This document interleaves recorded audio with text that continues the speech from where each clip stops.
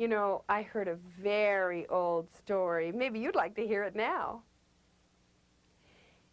There was this mad scientist with wire-rimmed glasses and wiry hair and a hair on his chin, a very strange man. And he had very peculiar experiments. Unlike any of his colleagues, he had very peculiar and special experiments. I'm going to tell you about one of his experiments. He was evaluating frogs. In his experiment, he had a blackboard with chalk, all standing at the ready. Then he had a long table. And on the table, he got a big frog and put it at one end of the table and trained that frog for a very long time to jump whenever he said the word jump.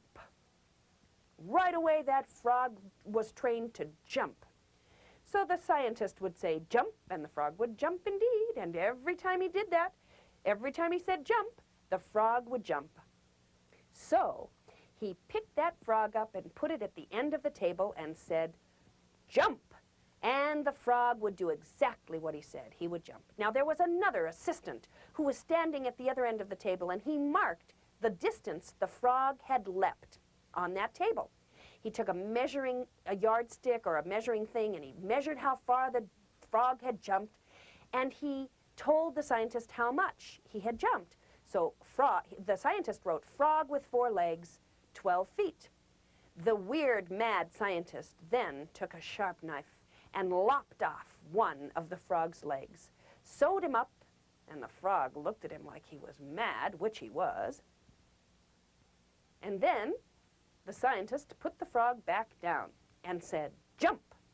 And the frog gave him a dirty look, and he said, jump again, and the frog did, in fact, clumsily, but he did jump.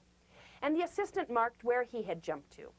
And the scientist wrote, frog with 3 legs, 9 feet. Now, the wiry, wire-haired, wire-glassed scientist lopped off yet another leg, sewed up the frog, and the frog looked at the scientist with a dirty look, and then he put the frog down and said, jump. Well, the frog was not pleased, but he sort of jumped with what legs he had. The assistant marked where he jumped to, and the scientist wrote, frog, 2 legs, 2 feet. Now, the mad scientist picked up the frog again and lopped off a 3rd leg. This poor frog looked at him, and he said, jump, and the frog sort of moved ahead. I mean, he had a difficult time, but he jumped. So the scientist wrote on the blackboard, frog with 1 leg, 1.5 feet.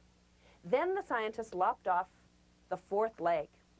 And the frog gave him one final dirty look, and then the scientist put him on the table and said, jump. And the frog just looked at him. The scientist said, jump. And the frog just looked at him. The scientist got more and more energetic and said, jump, jump, jump. And the frog just sat there and looked at him. The scientist went over to the blackboard and wrote, frog, no legs, deaf.